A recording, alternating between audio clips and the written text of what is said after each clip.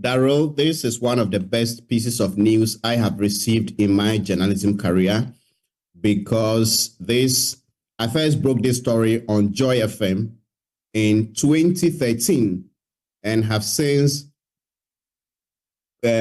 continued with updates, with advocacies in social media and then main media platforms.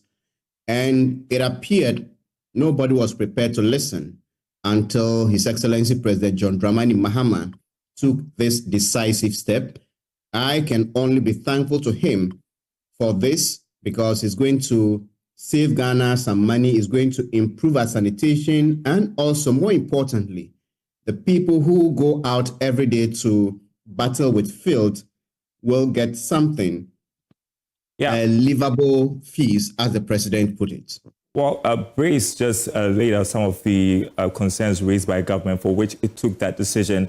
For the benefit of our audience, what are the questions raised about the Zoomlion contract? One has to do with the fees paid for this contract. The arrangement has been that the government would give Zoomlion 850 cedis per month, according to the contract. And then Zoomlion would pay the sweepers 250 cedis and then keep 600 cedis per sweeper as management fees. And we're looking at 45,000 people on record. On the ground, we didn't have that number, but that's how much Zoomlion was billing the state. So the company would make about 27 million cedis every month as management fees, but those shipping went home with practically nothing. There has also been the issue when the people don't show up to ship, many of them because the money was not good and they could be in arrears owed for up to a year. So the assemblies had to use their own internally generated funds to employ sweepers to go and sweep the markets when Zoomlion is paid every month for the same work. And this and many others. And I also mentioned the mode of contracting and also fumigation and other contracts within the sector. And I think those are some of the issues the president addressed in addition to this YEA contract. I mean, you have been investigating this for years. What has Zoomlion, what have they had to say in defense of the questions raised? The major thing Zoomlion has often said is that, well, these people don't work for up to 8 hours a day.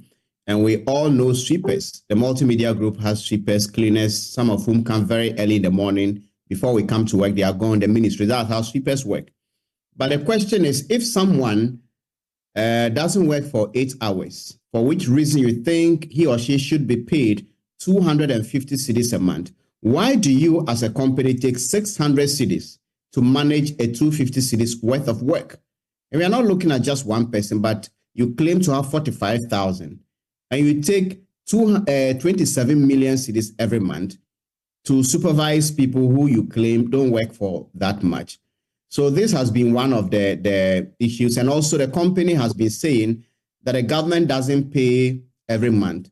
But it is instructive to note that this contract is such that if the government doesn't pay for 3 months, Zoomlion charges interest on the arrears the government owes the company. Last year, for instance, it charged on arrears. So contractors can sometimes be owed up to 5 years or so, but Zoomlion, after 3 months, the government must pay interest on the arrears. And when Zoomlion delays in paying the sweepers and the government pays this interest, it doesn't translate to the sweepers benefiting from this interest. So it has always been a mess.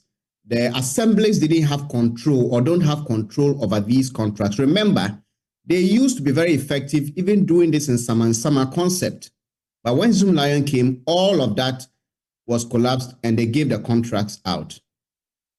I have just about a minute. We're yet to hear an official response from Zoomlion to this. But I guess the question people would be asking also is why now? Why did it take so long for this decision to be reached? If there were questions about it, one would think that there would be an audit of the operations of Zoomlion to really hold them to task.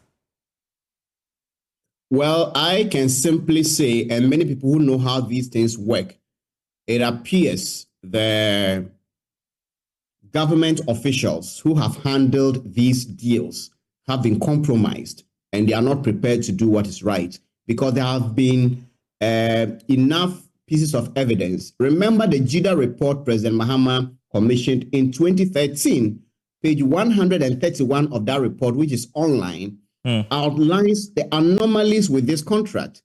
So it is it's been late, but better late than never. And all the same, I'm grateful to President Mahama that he's taken this step. All right. Thank you so much, investigative journalist Manasseh Azure, for joining us. As we continue to digest this breaking news, we read that Zoomlion contract will not be renewed by this current government. The sweepers' fees would be increased. We will have more on this developing story, I bet, in our subsequent bulletins.